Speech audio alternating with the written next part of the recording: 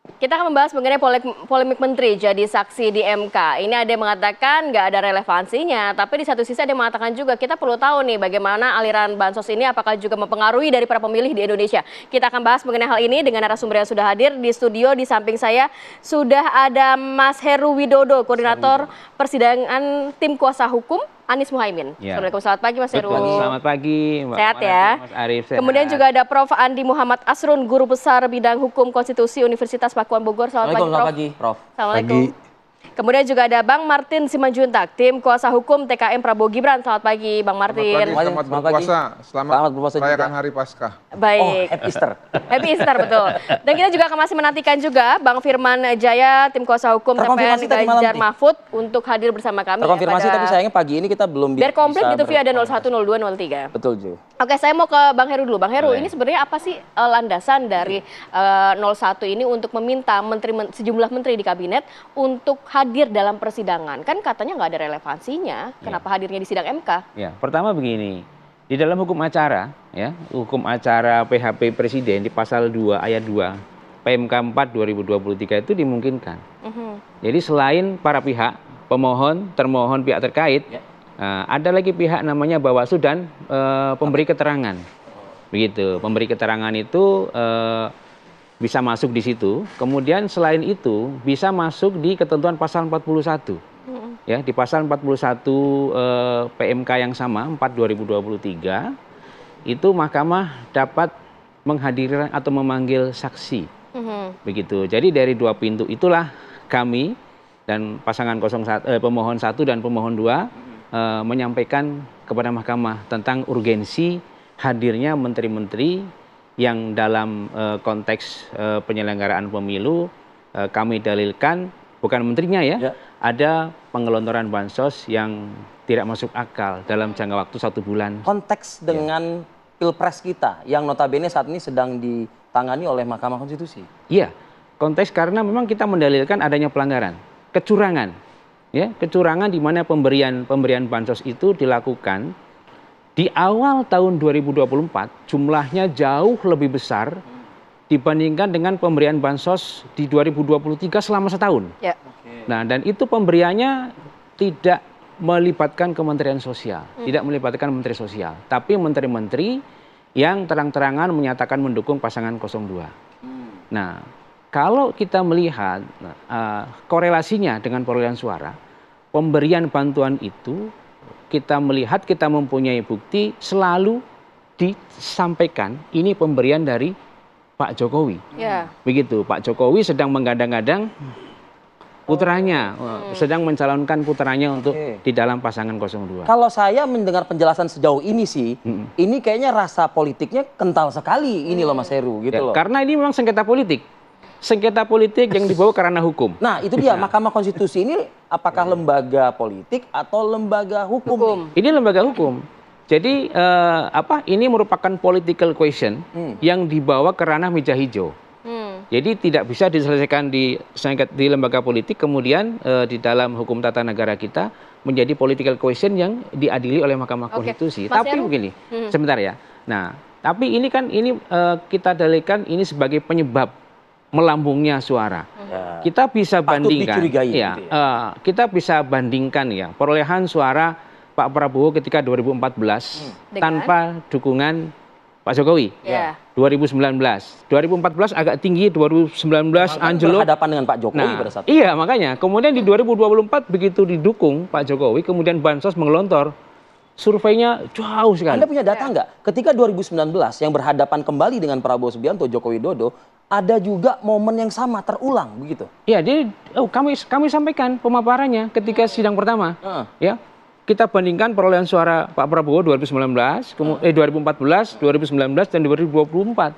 Perolehannya kita sandingkan. Di 2019 itu Pak Jokowi menggelontorkan bansos juga nggak ketika itu? Iya, kita membandingkan perolehan suara Pak Prabowo aja.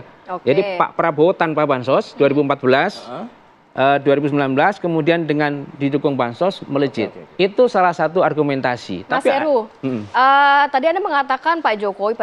Banyak juga pertanyaan yang berseliweran kenapa hanya Menteri Kabinet, kenapa tidak sekalian oleh atasannya begitu Presiden Joko Widodo minta dihadirkan di sidang MK? Iya, itu pilihan. pilihan strategi berperkara ya. Ya. Jadi ketika kita langsung tertuju kepada Menteri Sosial. Menteri Sosial kan yang tidak dilibatkan, dia bisa menjelaskan. Tuh, saya nggak dilibatkan. Yang lalu-lalu saya dilibatkan, tapi yang ini enggak. Ketika pecah kongsi ya, ketika ada pecah kongsi politik, Bu Risma ditinggal. Baik. Gitu. Coba kita tanya ke 02, Bang Martin, ini gimana nih tanggapannya terkait pernyataan dari 01? Kenapa menghadirkan para menteri, sejumlah menteri? Orang hukum, Bang Martin juga orang hukum kan? Nah, ini gimana? Sidang MK. Jadi begini ya, yang pertama ya. Boleh-boleh saja ya seseorang mendalilkan sesuatu hal. Ya tadi kan disebut ada PMK lah, nomor sekian segala macam. Ya, boleh-boleh saja. Tapi kan kalau kita berbicara konteks sengketa pemilu di pasal 22 Undang-Undang Dasar, pasal 24 dan pasal 75 Undang-Undang Pemilu kan jelas. Yang diuji itu adalah hasil. Ya. Hasil loh. Berarti kalau kita berbicara hasil, 9% suara Prabowo Subianto dan Gibran yang melebihi kuota yang diatur oleh Undang-Undang Dasar ya, 50% plus 1. Itu kan mereka harus buktikan. Ada kesalahan hitung dari KPU atau ada penggelembungan suara gitu loh ya. Nah sekarang apa relevansi dari menteri-menteri ini ya, yang dibilang bansos-bansos itu dengan 9% suara. Saya tarik mundur dulu. Sehingga bisa ya terjadi putaran kedua. Bisa nggak mereka buktikan itu? Lalu yang kedua, menterinya ini kan sebagian anggota partai politik tertentu yang mungkin saja diberikan kode senyap. Ya kita nggak tahu loh. Menteri-menteri itu juga yang harusnya menangani bansos. Salah satu menteri dari 4 menteri itu adalah anggota partai tertentu. Yang mungkin saja ya nanti kalau dihadirkan, mungkin saja loh itu tidak memberikan keterangan ya sebagaimana mestinya. Dipengaruhi underspelling bahasa Inggrisnya gitu loh. Oleh kepentingan-kepentingan parpol tertentu. Bisa saja. Tapi intinya apapun itu kami hormati. Ya, kenapa sih kita tidak melihat ya contoh seperti ini? Tadi kan dibilang bansos. Di Bali, PDI Perjuangan menang tebal sekali. Ya, kenapa bisa Prabowo Gibran menang? Kalau kena bansos, kok bansosnya kena setengah doang? Kenapa kok milih PDI Perjuangan? Kalau bansos nih, ya, lalu di Jawa Tengah sama, PDI Perjuangan juga menang tebal. Kalau masalah bansos kok milih PDI Perjuangan? Kenapa nggak pilih partai yang dibilang partainya Jokowi itu loh? Kalau bansos nih, atau pilih partai yang lain, partai Golkar, partai PAN, atau partai Gerindra, PDI menang telak. Dan kalau kita buat skala yang lebih kecil lagi nih ya, Jokowi bayangin, punya partai. Ganjar Mahfud kalah dengan suara Bapak siapa? Said Abdullah ya? Oh iya, 650.000 berbanding 250.000. Padahal PDI Perjuangan itu salah satu partai pendukung pendukungnya Ganjar Mahfud mendapatkan perolehan suara 650.000. Kalau kita tambah lagi dengan perolehannya Pak Ahmad Baidowi dari P3 dapat 350.000. 900.000 barang itu. Kenapa Ganjar Mahfud cuma dapat 950.000? Kan harusnya mereka nih koreksi ya. Apa yang salah? Bang Martin. Yang salah tuh sebenarnya paslonnya kurang qualified atau mau cari-cari kesalahan gitu loh, karena bansos. Kita balikin lagi lah ke Mahkamah Konstitusi ya begitu ya. Dalam artian nggak haram kan kalau misalnya Mahkamah Konstitusi membahas soal kualitatif kan, tidak ujuk-ujuk serta-merta harus selalu kuantitatif. Jadi kalau kita lihat di pertimbangan Mahkamah Konstitusi tahun 2019 kan sama TSM juga. Apa hasilnya? Bisa nggak dibuktikan ada selisih suara? Untuk itulah pasangan 1 dan 3 iya nggak apa-apa. Menginginkan kalau tidak hanya terbatas di kualitatif. Kalau mau dicoba lagi ya nggak apa-apa. Siapa tahu beruntung. Tapi kalau kami ya terus terang ya, kami optimis ya. Karena memang normanya sudah mengatur ini mengenai selisih hasil ya sudah itu yang akan diadili. That's it. Dan kami optimis pasti kita dapat hasil yang terbaik buat presiden yang meskipun terpilih, menurut 1 dan 3 Prabowo dan Gibran. Angka suara yang fantastis itu ya berdasarkan dari penggelontoran bansos-bansos tersebut. Saya sih nggak yakin ya, karena kalau kita baca Litbang Kompas juga, bansos itu bukan faktor dominan. Beralihnya suara Ganjar kepada Bapak Prabowo Subianto secara berangsur-angsur, secara masif. Dari 34%, Pak Ganjar nyungsep jadi janggar itu 16%. Dan Pak Prabowo naik jadi 50% lebih. Baik. Coba nanti dibaca lagi, kalau yang sering-sering menggunakan Litbang Kompas itu baca secara detail apa faktor dominannya sehingga ada pergeseran suara. Saya mau ke Prof dulu sebelum ke Bang Heru lagi. Prof, ini sebenarnya kalau dari sisi untuk meminta menghadirkan dari menteri-menteri ke sidang MK ini bisa ya? Syarat-syaratnya apa saja dan apakah juga akan merubah hasil yang gapnya cukup besar ini? Oh, izin Prof, kita jawab nanti gimana, Prof? Oke. Di segmen berikutnya ya Prof, ya, tahan dulu. Saya sebagai hakim konstitusi, saya meminta waktu. Prof, untuk kita jeda, kami akan kembali saat lagi. Sudah ditenggorok aja.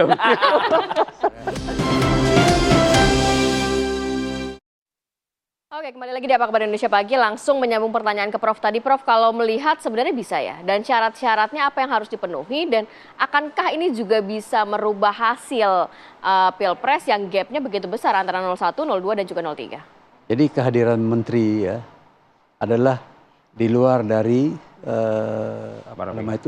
bagian dari para pihak. Kalau para pihak itu adalah pemohon ya, kemudian termohonnya KPU, masuk yang punya kepentingan pihak terkait, menteri di luar skenario. Ya. Posisinya sebagai saksi atau hanya memberi keterangan atau gimana? Ya sebetulnya ini posisi dia lebih bagus adalah ad informandum, pemberi keterangan. Oh, oke. Nah, makanya nggak ada tanya jawab, pemberi keterangan. Ya. Dan kemudian kan Pak Soehartojo, Ketua MK, sudah bilang dipertimbangkan. Tetapi ini para pemohon ini, para pihak nggak boleh bertanya. Kami aja hakim, Jadi hakim yang aja bertanya. Oh. Jadi para pihak ini nggak ada pertanyaan, ya kan? Nggak boleh. Nah, cuman saya lihat ini Tapi ini kan dimohonkan oleh 1 dan 3. Ya, tetapi dia tidak boleh menghadirkan ini. Karena pejabat negara, biasanya menghadirkan pejabat negara dan MK. Ini tradisi seperti itu. Ya, bukan para pihak. Kan para pihak ini bagaimana dia bisa perintahkan menteri hadir? Ya kan? Menteri itu bukan bawahan dia, bukan orang upahan dia, ya kan?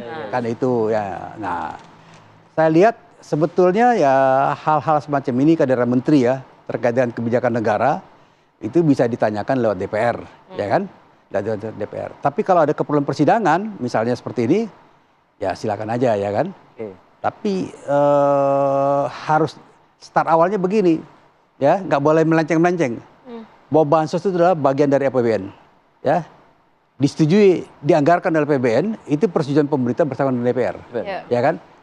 Dan kemudian penyalurannya juga itu adalah kementerian, menteri teknis, ya, Bu Risma menteri sosial. Nah kalau mau disalahin menteri sosial mau disalahin, ya kan? Nggak bisa presiden karena presiden nggak ikut campur kayak gitu.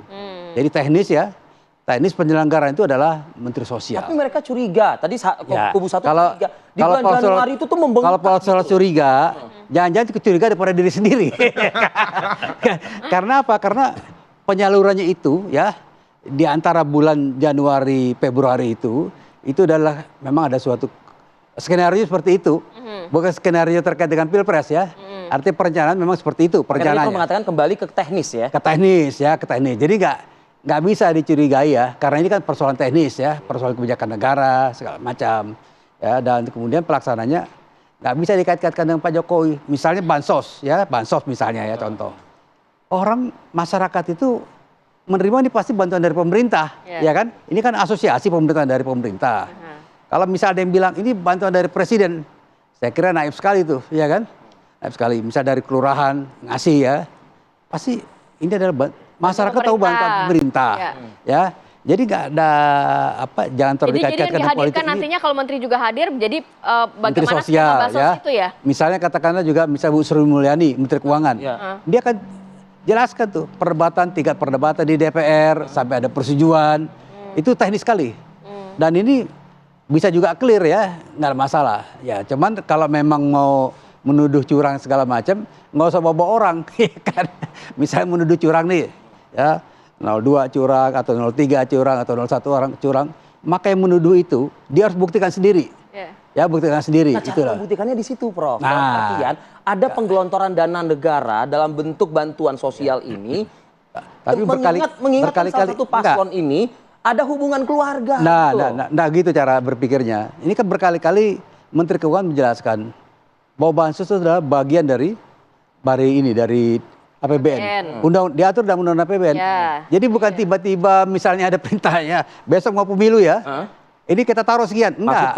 Maksud Prof Asrun adalah kalau mau perang ya di DPR ranahnya begitu. Enggak gitu. Cara berpikirnya bahwa ini apa namanya ini pengaturannya sudah aja kayak gitu. Tapi tadi dikatakan kan biasanya Mensos diajak untuk bagaimana penyaluran bansos kali ini tidak berbeda. Mensos itu adalah bagian dari pemerintahan. Tupoksinya satu di antara penyaluran bansos ya. Dia sendiri yang bikin itu daftar penerimanya. Nggak bisa daftar penerimanya melenceng dari apa yang sudah didaftar. Jadi by name by address. Itu tuh udah jelas tuh. Jadi nggak tiba-tiba misalnya, wah saya nggak suka dengan Pak Heru, saya kasih Pak Martin. Saya nggak suka Pak Martin, saya kasih Pak Heru.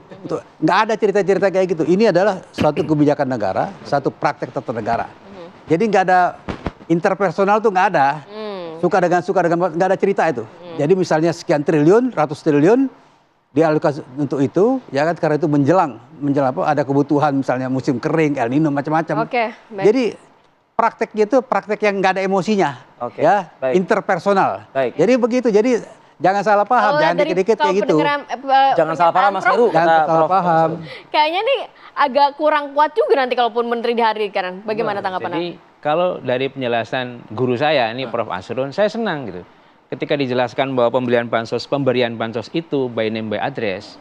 Nah, kita ada bukti ketika pembagian di depan jalan di Istana Konoha itu, Istana Negara gitu.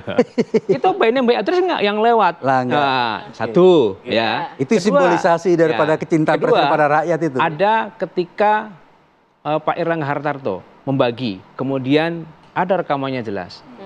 Penerima menyatakan terima kasih Pak Jokowi. Nah, kemudian Pak Zulhas. Masa terima barat bilang benci Pak Jokowi? Bukan, fakta-fakta itu kami sampaikan sudah sebagai bukti. Kemudian nanti, bukan nanti ya, besok kami hadirkan ahli yang menganalisis dampak bansos, ya, dampak pengelontoran bansos kepada elektoral. Pemilih. Terhadap, kami hadirkan ahli besok. Jadi yang dimaksud oleh Bang Martin tadi di Bali cukup signifikan suara PDI Perjuangan. Tapi suara Prabowo juga tinggi. Ya, jadi yang kami artinya Anda di situ melihatnya? Kami yang analisis ini adalah perolehan suara pasangan calon presiden.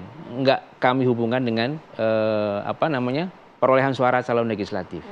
Itu satu. Kemudian yang kedua, contoh kasus hadirnya menteri atau pemberi keterangan seperti yang disampaikan oleh Prof. Asrun.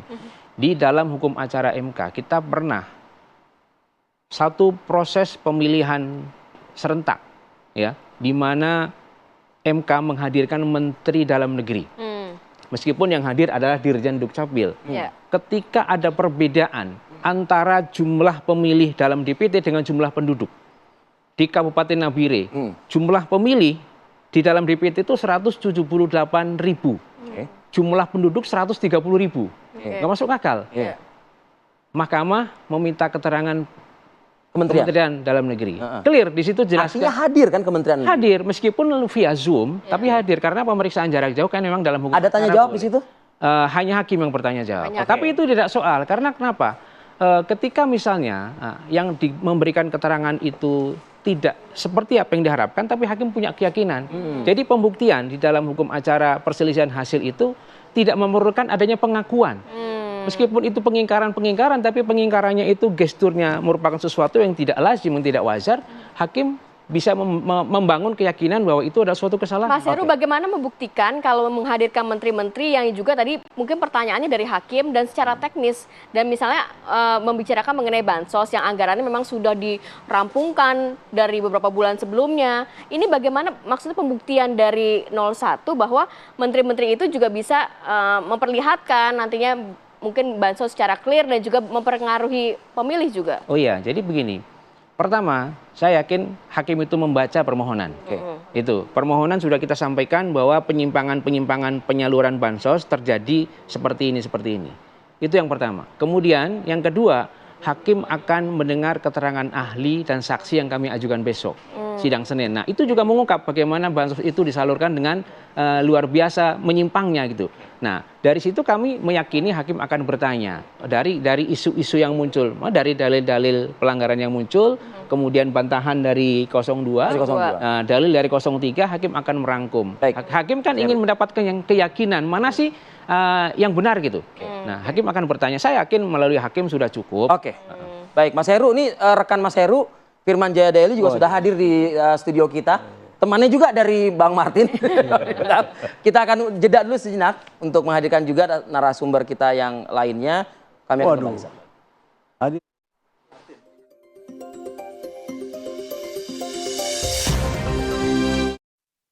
Ya, ini Prof. Asrun dan juga Bang Martin, kita berikan kesempatan dulu nih yang baru hadir di tengah kita. Selamat datang Bang Firman Jaya Daily. Ini tim hukum ya dari Ganjar Mahfud. Wakil Deputi. Bagaimana mungkin menyikapi menteri ya yang dalam sidang sebelumnya tadi itu diharapkan juga bisa dihadirkan. Nah, begitu loh di persidangan MK ini terkait dengan PHPU.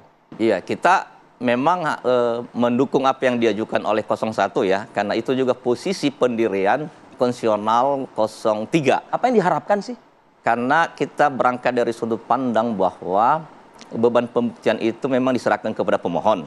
Tentu yang kita dalilkan, kita harus buktikan. Maka salah satu instrumen konstitusional untuk memastikan itu, memaknai itu adalah dengan menghadirkan sejumlah menteri sebagai pejabat otoritatif untuk didengar keterangannya berkaitan dengan soal adanya politisasi dan personalisasi keuangan negara dan anggaran negara.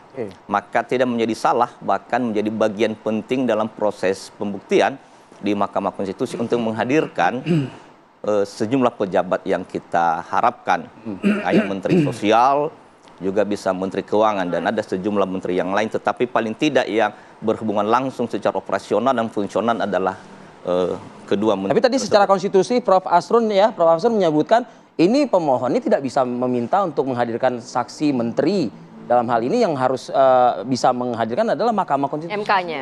Iya, memang itu yang kita mohon.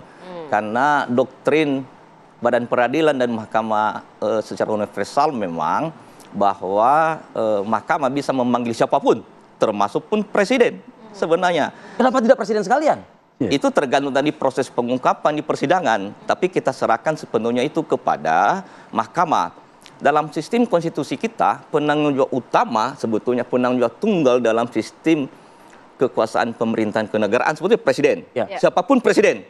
Tapi kalau berbicara sistem konstitusi, enggak, penanggung jawab utama dan tunggal kekuasaan pemerintahan negara presiden. Tapi bandingkanlah dengan bab 3 di dalam bangunan sistem konstitusi kita. Tapi tentu kita harapkan yang menteri yang mengetahui secara operasional dan fungsional itu kita undang. Karena kita berangkat dari kebeningan hati nurani, kejernihan akal budi terlebih dahulu. Dan itu sebetulnya tepat karena relevan. Secara personal tentu kita harapkan. Sehingga di kemudian ada pengembangan bagaimana sesungguhnya kebijakan makro soal beberapa varian dari bansos ini kita bisa ketahui betul. Jikalau memang padanya tidak ada persoalan, tentu tidak ada persoalan. Bang, tapi kenapa tidak misalnya kalau ngomongin makro APBN dan lain-lain kan di DPR. Kemudian juga kalau ngomongin TSM kan harusnya di Bawaslu. Kenapa harus di MK begitu membawa sejumlah menteri ini? Iya. Kan ada pelanggaran sejumlah yang bisa disentuh oleh Bawaslu. Seperti ada pelanggaran administratif, ada pelanggaran hukum, dan ada pelanggaran etik. Nah, dalam beberapa hal, template Bawaslu itu kan terbatas ya. Tidak bisa Bawaslu mendekati dengan berbagai yang bersifat meluas jikalau ada pelanggaran TSM.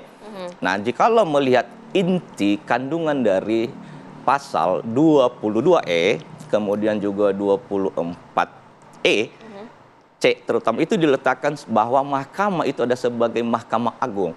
Bukan mahkamah agung MA ya, tapi mahkamah yang memiliki keagungan, kesucian, keluhuran untuk memastikan soal keadilan dan kebenaran.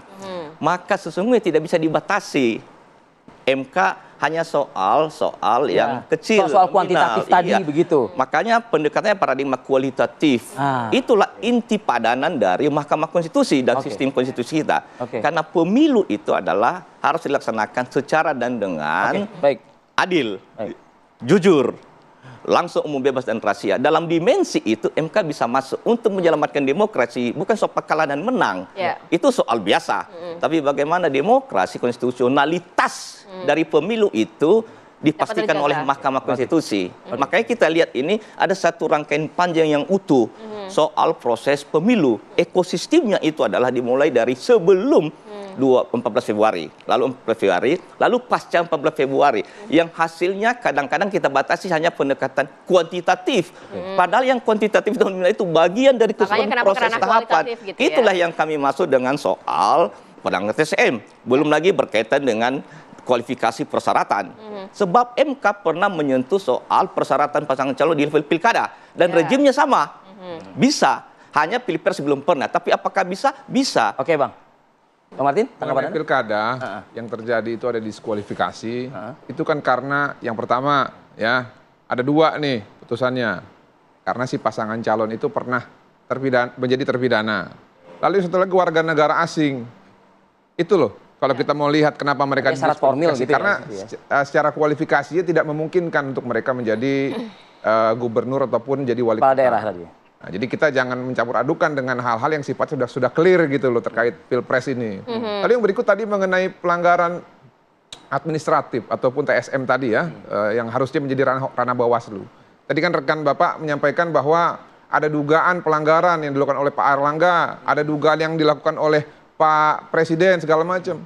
Dalam jawaban Bawaslu tanggal 28 kemarin sudah dijelaskan secara detail. Yeah. Tidak memenuhi syarat formil, tidak memenuhi syarat material. Semua pelanggaran-pelanggaran itu sudah dijawab. Nah, apalagi urusannya kita bawa menteri gitu ya. Walaupun saya tidak menghalangi, silakan. Ini semua adalah ranah Mahkamah Konstitusi. Mencari keadilan tuh ada di Mahkamah Konstitusi, Bang. Silakan. Tapi kan gini, dengan keterbatasan waktu yang hanya 14 hari, apakah bijak? Apakah kita mau mengangkangi norma hukum? Apakah kita mau demi menghukum sebuah acara? keadilan bagaimana menurut Yang hanya 14 hari, kita mau campur adukan semua. Bahkan sebagian itu sudah diproses tapi tidak dapat dibuktikan. Itu mau ngapain lagi? Mau kita ulang lagi ke MK? Ya nggak apa-apa, silakan. Tapi kami kembali lagi tadi seperti awal, kami optimis bahwa Mahkamah Konstitusi hanya akan mengadili sengketa hasil. Kalau tidak bisa dibuktikan sedikitnya 9% suara itu ada kesalahan perhitungan atau penggelembungan suara, ya sudah. Bang, meskipun hasil itu, Bang Martin, terima Prabowo Gibran sebagai presiden dan wakil presiden tahun 2024 sampai dengan 2009. Meskipun hasilnya itu, jika benar gitu ya, didapatkan atau diperoleh dengan hal-hal kan ada kata jika. Iya. Kalau saya melihatnya begini. Saya ini kan juga walaupun advokat, saya juga terjun langsung karena panggilan hati untuk memenangkan Prabowo Gibran. Saya dari salah satu suku Batak. Tadinya masyarakat Batak ini nggak ada yang mau pilih Pak Prabowo. Tapi ketika saya turun, ketika teman-teman yang lain turun karena panggilan hati nurani, perlahan-lahan berangsur-angsur bergeser dari Ganjar ke Pak Prabowo. Jadi kita ini pelaku di lapangan juga. Saya mau 1 menit dulu, 1 menit. Terakhir ke Bang nanti terakhir Prof. Asri nanti. Jadi kita merasakan bahwa ada perpindahan suara, udah. Nggak ada itu bansos. 1 menit dari Anda. Ya pada akhirnya kita mohon Mahkamah berkenan untuk menghadirkan saksi. Karena itulah yang memastikan mengenai soal dialog kita ini. Saya kira itu puncak dari keseluruhan keagungan Mahkamah Konstitusi untuk memastikan meskipun pemohon pun juga tidak bisa bertanya kepada menteri pada saat itu nanti begitu. Bisa, kalau dihadirkan kan bisa saja. Itu tergantung Mahkamah. Nah, dia udah diputuskan oleh Ketua MK nggak bisa. Oh iya, maka nggak bisa. Ya, jadi gini, Mahkamah itu tentu mengakomodasi apa yang menjadi dinamika selama satu kali persidangan di permohonan kita. Itu kan tidak harus secara walaupun kita langsung. tidak bertanya langsung di sana. Karena itu ada pergeseran paradigma lagi. Beban pembuktian sekarang tidak diserahkan semata mutlak sama pemohon. Karena ini soal misalnya pelanggaran TSM, maka dalam beberapa putusan Mahkamah sudah mencoba untuk memaknai soal pembuktian. Ada beberapa putusan itu Mahkamah Konstitusi. Terakhir Prof. Jadi begini, jangan salah paham terhadap bansos ya. Singkat, Bro. Ya, bansos itu tidak hanya bagi-bagi beras ya. Ada dalam bentuk subsidi listrik, ya, subsidi ada lagi untuk apa? Bantuan pangan, macam-macam subsidi kur. Bentuknya banyak ya. Ini banyak ini. Ini apa? Itemnya banyak ya, bansos. Nah, karena itu memang harus dipahami dulu secara teknis ya. Apa itu bansos? Kemudian siapa yang paling terkait? Pejabat teknis siapa? Pejabat teknisnya kayak Anda sedang melempar kuota menteri tidak hanya 4, itu bisa lebih dari 4 menteri itu nanti. Hanya ini aja. Jadi kemudian begini, Hakim MK sudah akan mempertimbangkan itu.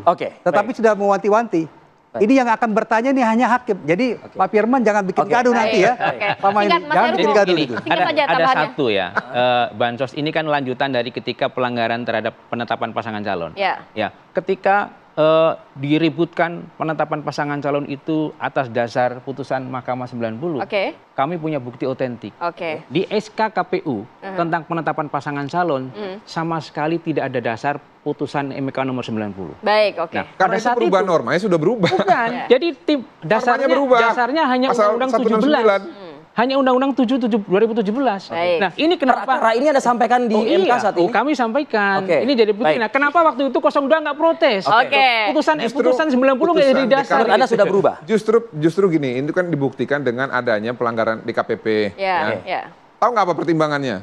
Karena KPU tidak segera menerbitkan peraturan PKPU terbaru sehubungan dengan adanya perubahan norma dalam undang-undang pemilu terkait pencalonan presiden dan wakil presiden. Dan yang namanya putusan MK itu begitu diputus ya sudah langsung berlaku. Oke. Kita nanti boleh terima kasih. Harus dalam bentuk peraturan KPU. Baik, Bang Firman. Itu dasar hukum konstitusi. Anda ya Bang Firman tadi bisa hadir lebih awal di persidangan MK ya. Terima kasih Bapak-bapak. Terima kasih Bapak atas waktunya pagi ini. Dan ini sekaligus menjadi akhir kebersamaan kita pagi ini di Apa Kabar Indonesia Pagi. Saya Arif Fadil. Saya Kamar Tika Suma pamit undur diri. Terima kasih dan sampai jumpa.